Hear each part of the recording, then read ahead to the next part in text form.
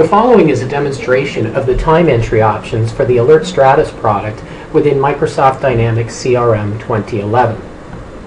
In service and professional services businesses, time collection is often the most difficult but also the most important piece of the business. So we've tried to give multiple options in the Stratus product to ensure that all of the employees can get their time in the system in an efficient, timely manner so that all billings are accomplished on time and accurately.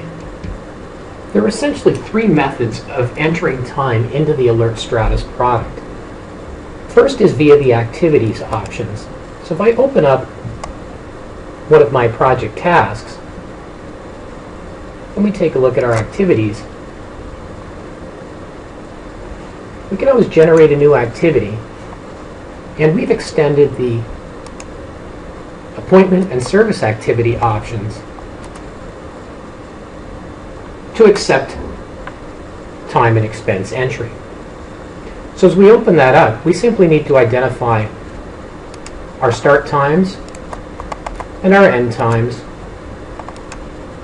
any travel time if that's appropriate, give it a description of the work performed, and save that. As we do so, that will then update that employee's timesheet record. A second option for time entry is via the timesheet itself. So based on adding those activities that we did in the first option, times are going to appear in that employee's timesheet from the activities. We also have the option of entering time directly on the timesheet.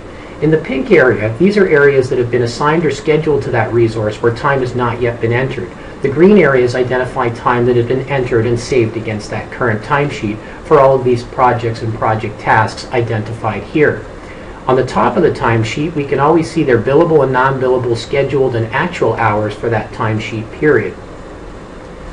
If the employee wants to enter some time against one of their appointments, they can simply do so by entering that time here, and any additional detail for that specific appointment can be added in this area below, which gives us a more extensive view of that appointment detail. As they save that time, it will now become part of that employee's timesheet. If we take a look at the employee's calendar, we can see at the bottom here all of the appointments available to be assigned to this resource, and they can simply drag and drop one of those appointments into their schedule for themselves, or we may do that on their behalf. The third option for time entry is directly via the Outlook calendar appointments in the Outlook view of CRM.